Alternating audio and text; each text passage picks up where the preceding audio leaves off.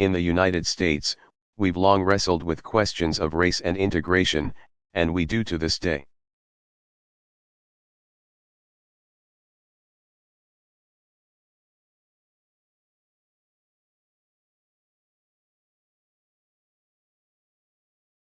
And we still have a lot of work to do.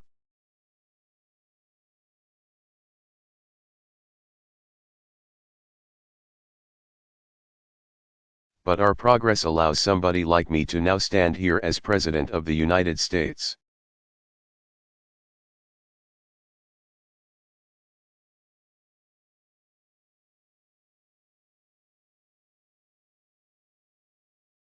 That's because we committed ourselves to a larger ideal, one based on a creed, not a race.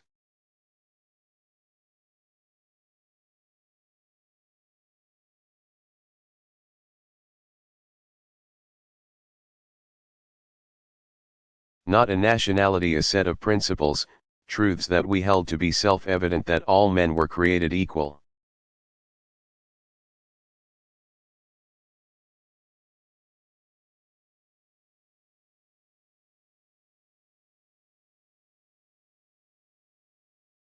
And now, as Europe confronts questions of immigration and religion and assimilation,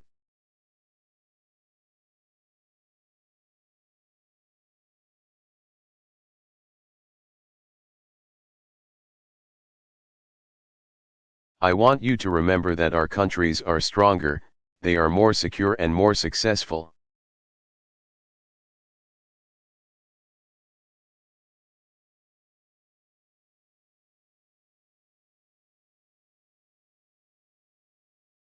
When we welcome and integrate people of all backgrounds and faith, and make them feel as one.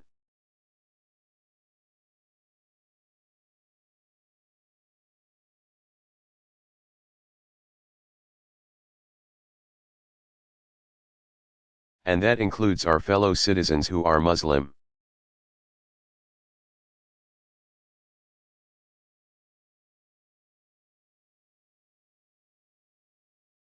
Look, the sudden arrival of so many people from beyond our borders.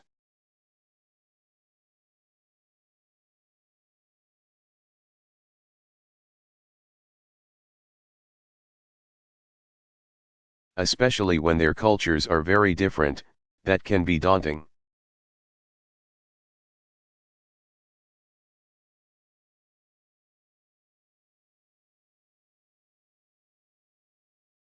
We have immigration issues in the United States as well, along our southern border of the United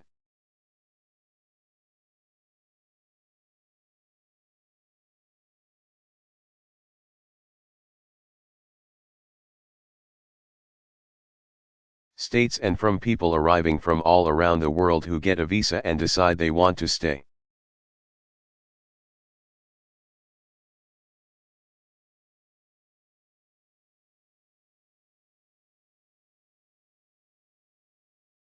And I know the politics of immigration and refugees is hard. It's hard everywhere, in every country.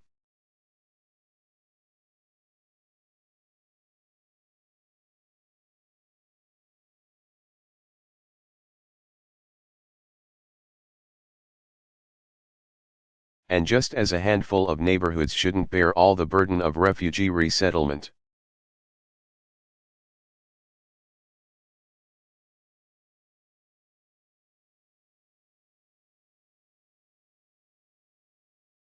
neither should any one nation.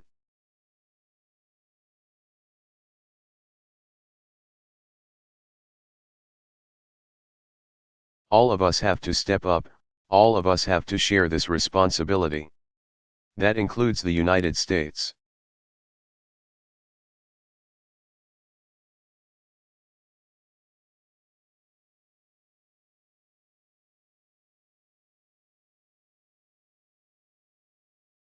But even as we take steps that are required to ensure our security, even as we help Turkey and Greece cope,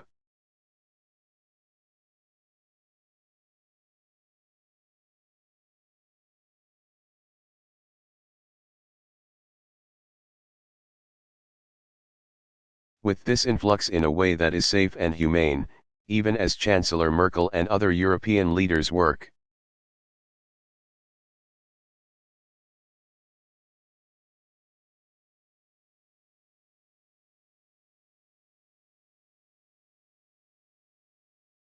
For an orderly immigration and resettlement process, rather than a disorderly one.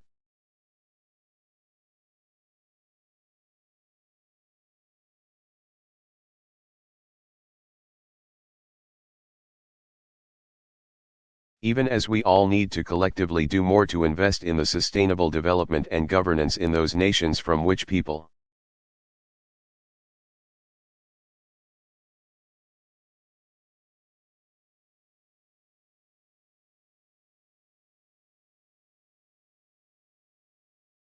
are fleeing so that they can succeed and prosper in their own countries, and so that we can reduce the conflicts.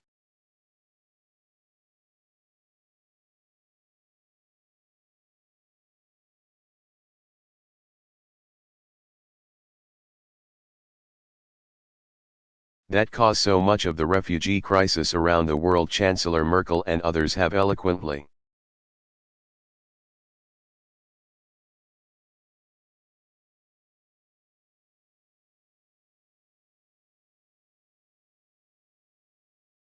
reminded us that we cannot turn our backs on our fellow human beings who are here now, and need our help now.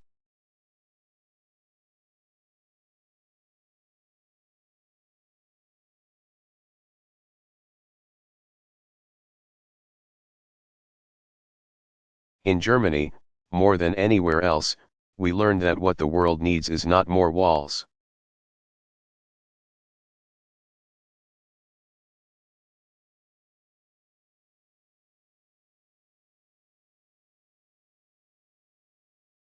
We can't define ourselves by the barriers we build to keep people out or to keep people in.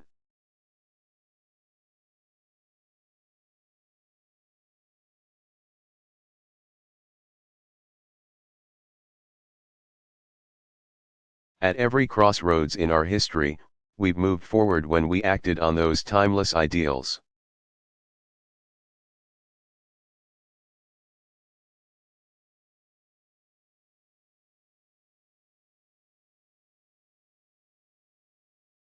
That tells us to be open to one another, and to respect the dignity of every human being.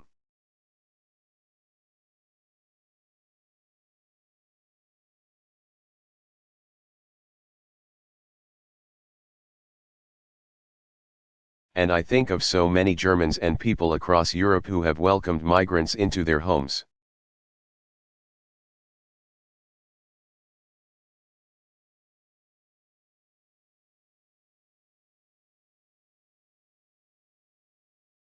Because, as one woman in Berlin said, we needed to do something.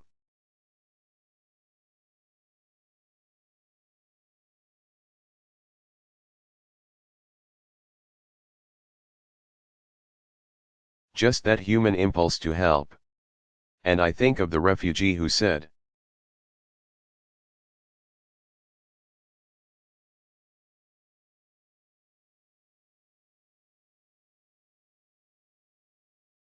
I want to teach my kids the value of working.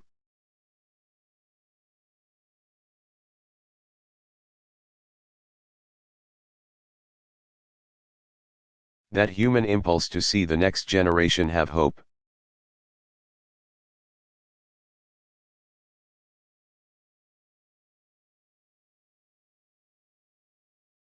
All of us can be guided by the empathy and compassion of His Holiness, Pope Francis, who said refugees are not numbers.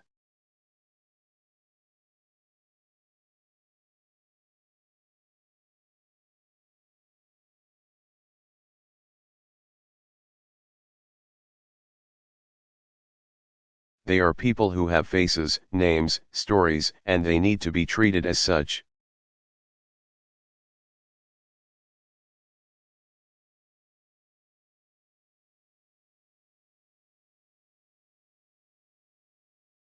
And I know it may seem easy for me to say all this, living on the other side of the ocean.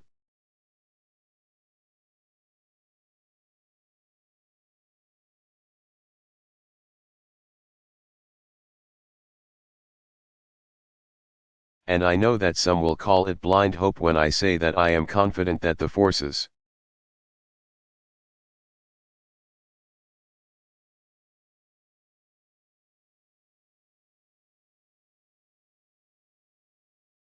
that bind Europe together are ultimately much stronger than those trying to pull you apart.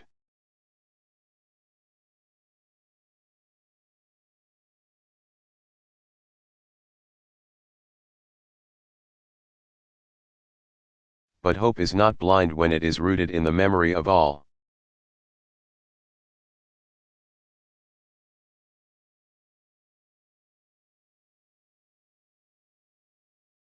That you've already overcome your parents, your grandparents.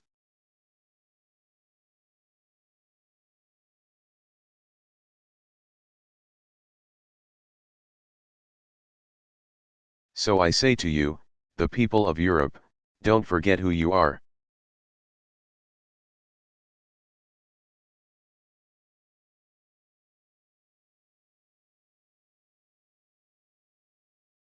You are the heirs to a struggle for freedom.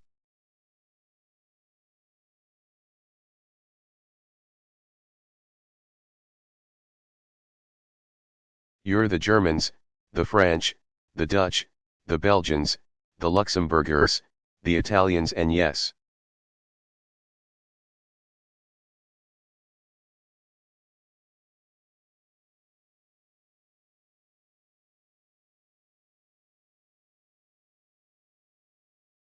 the British who rose above old divisions and put Europe on the path to union.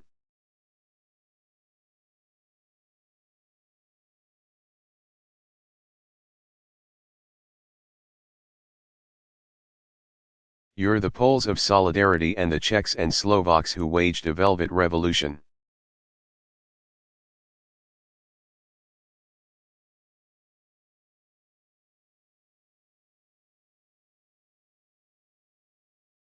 You're the Latvians and Lithuanians and Estonians who linked hands in a great human chain of freedom.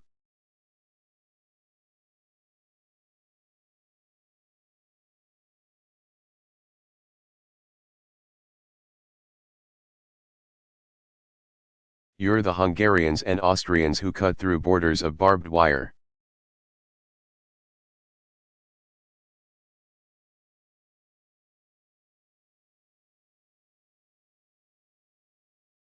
And you're the Berliners who, on that November night, finally tore down that wall.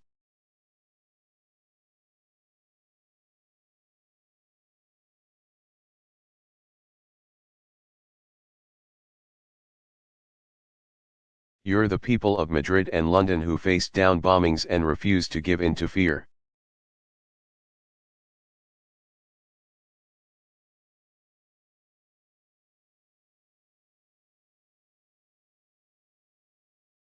And you are the Parisians who, later this year, plan to reopen the Bataclan.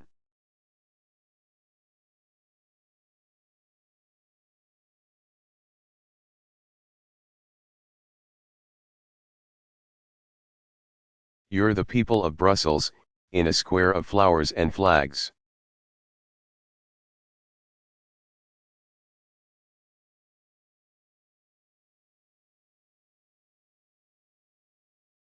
Including one Belgian who offered a message: we need more. More understanding. More dialogue. More humanity.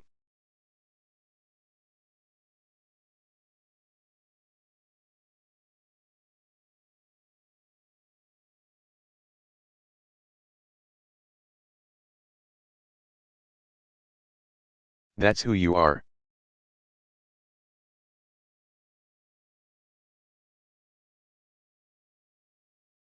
United, together. You are Europe united in diversity.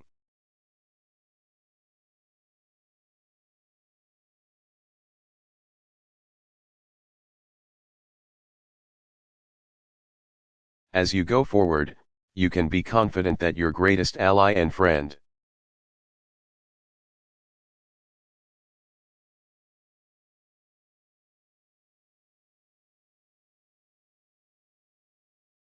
the United States of America, stands with you, shoulder to shoulder, now and forever.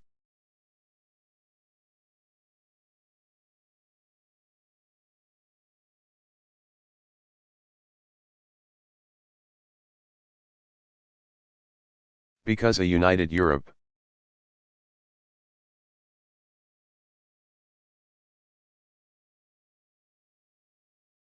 Once the dream of a few remains the hope of the many and a necessity for us all.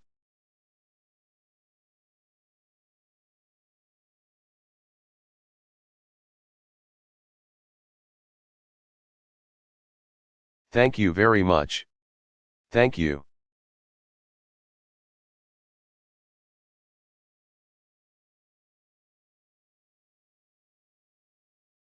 Barack Obama.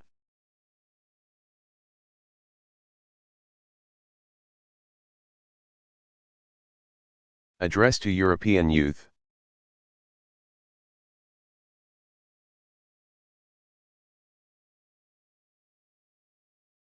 Delivered March 26, 2014, Palais des Beaux-Arts, Brussels, Belgium.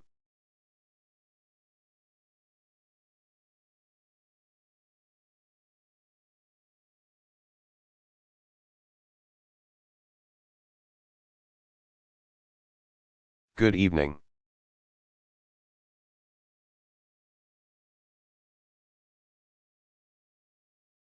Good Abend. Bonsoir. Guten Abend.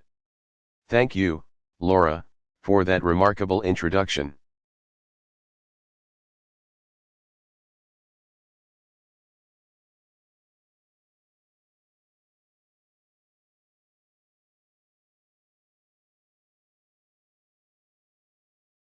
Before she came out she told me not to be nervous.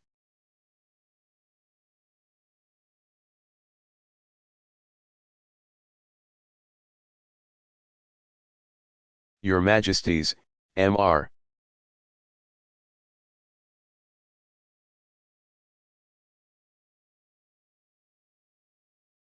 Prime Minister, and the people of Belgium on behalf of the American people.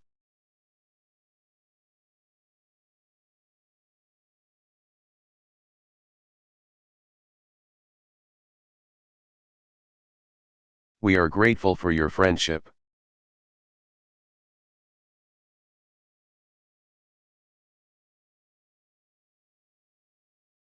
We stand together as inseparable allies, and I thank you for your wonderful hospitality.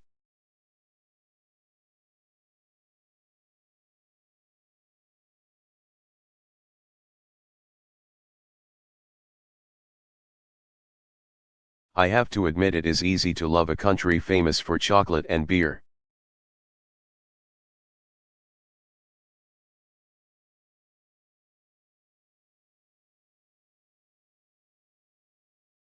Leaders and dignitaries of the European Union, representatives of our NATO alliance.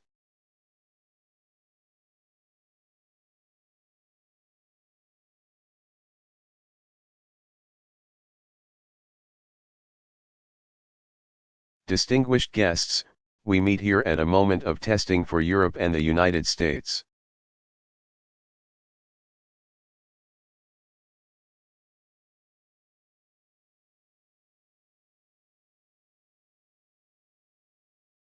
And for the international order that we have worked for generations to build.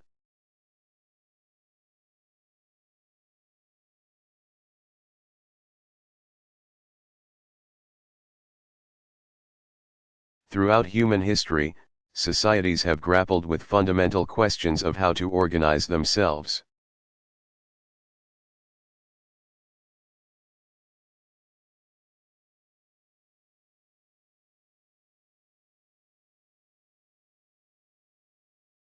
The proper relationship between the individual and the state.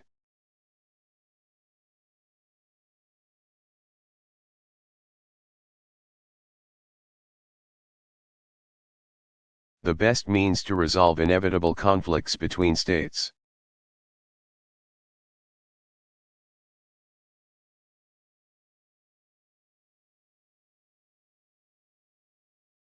And it was here in Europe, through centuries of struggle through war and enlightenment.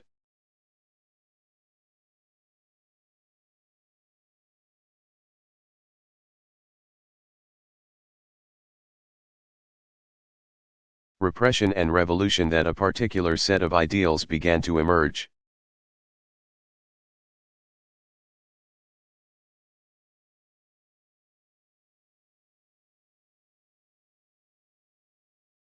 the belief that through conscience and free will, each of us has the right to live as we choose.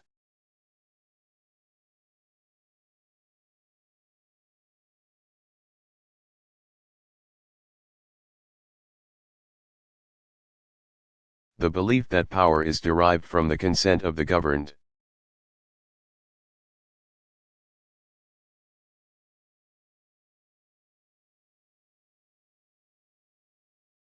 And that laws and institutions should be established to protect that understanding.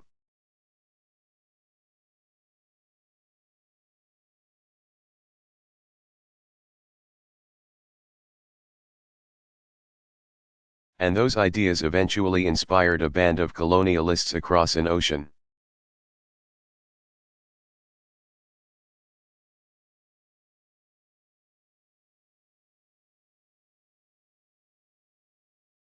And they wrote them into the founding documents that still guide America today.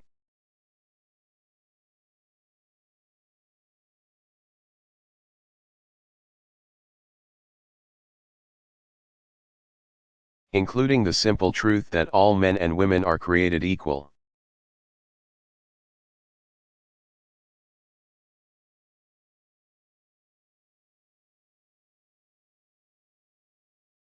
But those ideals have also been tested here in Europe and around the world.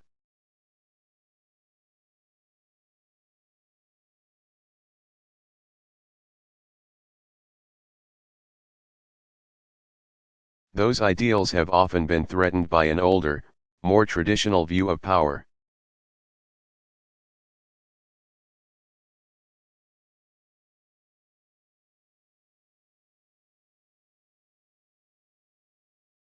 This alternative vision argues that ordinary men and women are too small-minded to govern their own affairs.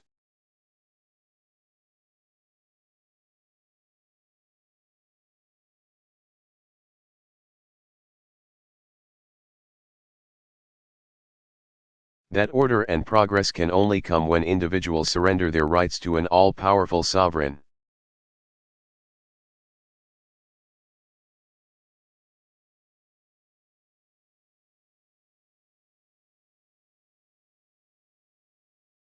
Often, this alternative vision roots itself in the notion that by virtue of race or faith or ethnicity,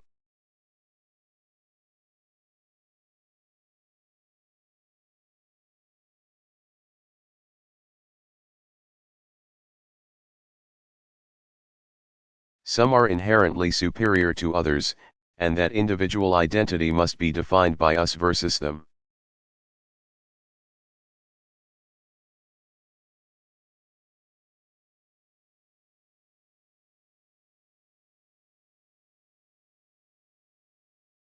Or that national greatness must flow not by what a people stand for, but by what they are against.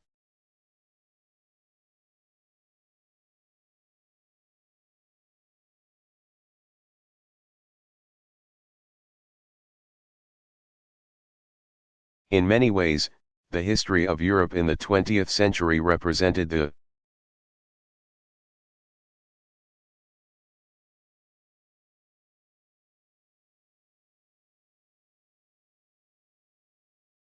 ongoing clash of these two sets of ideas, both within nations and among nations.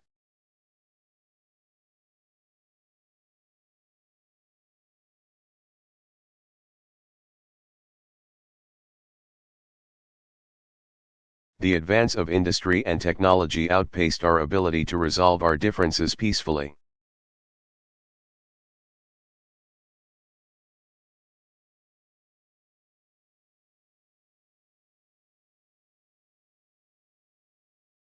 And even among the most civilized of societies, on the surface we saw a descent into barbarism.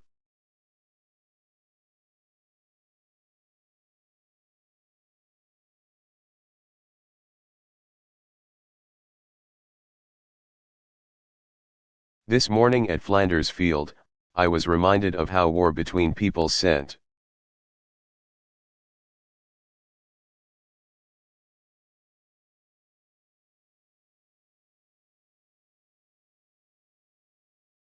a generation to their deaths in the trenches and gas of the First World War.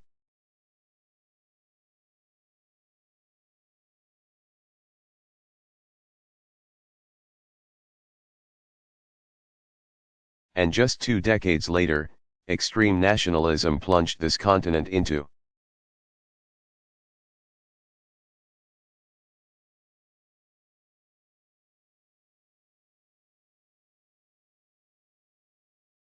war once again, with populations enslaved, and great cities reduced to rubble.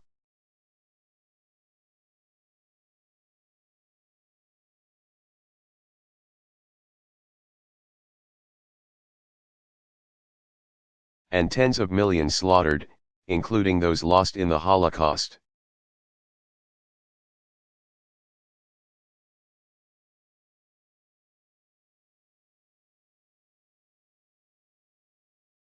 It is in response to this tragic history that, in the aftermath of World War II,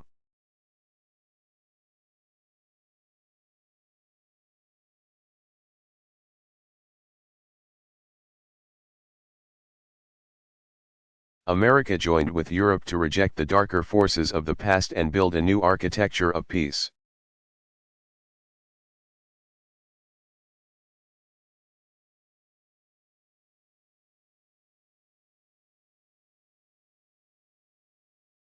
Workers and engineers gave life to the Marshall Plan.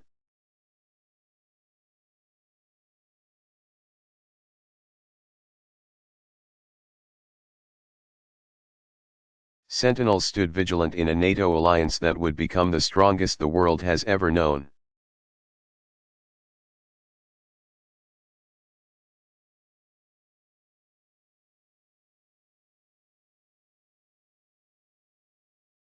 And across the Atlantic, we embraced a shared vision of Europe, a vision based on representative democracy.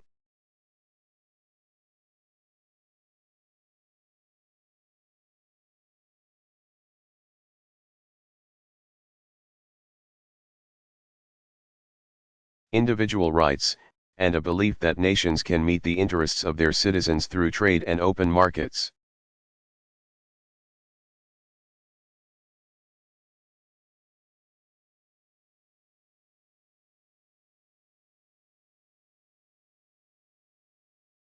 A social safety net and respect for those of different faiths and backgrounds.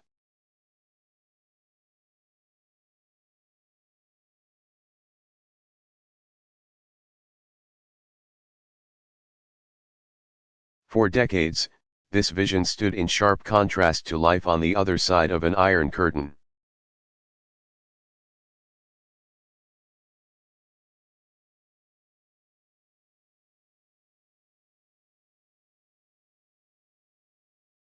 For decades, a contest was waged, and ultimately that contest was won not by tanks or missiles.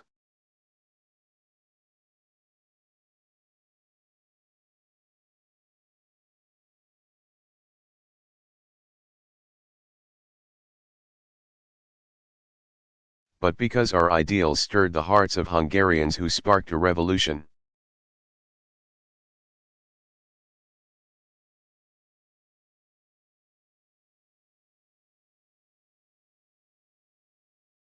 Poles in their shipyards who stood in solidarity, Czechs who waged a velvet revolution without firing a shot.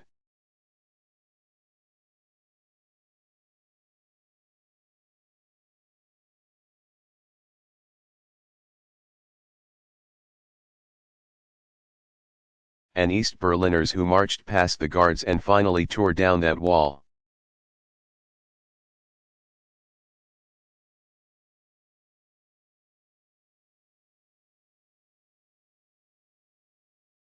Today, what would have seemed impossible in the trenches of Flanders, the rubble of Berlin.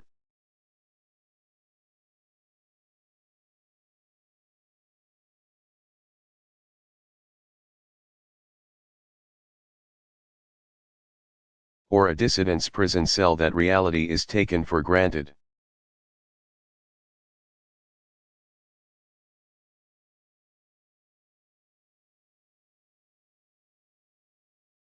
A Germany unified. The nations of Central and Eastern Europe welcomed into the family of democracies.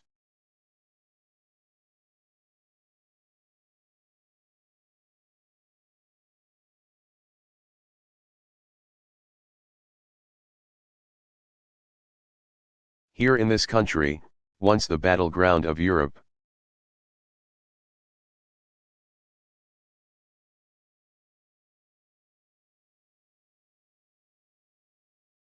we meet in the hub of a union that brings together age-old adversaries in peace and cooperation.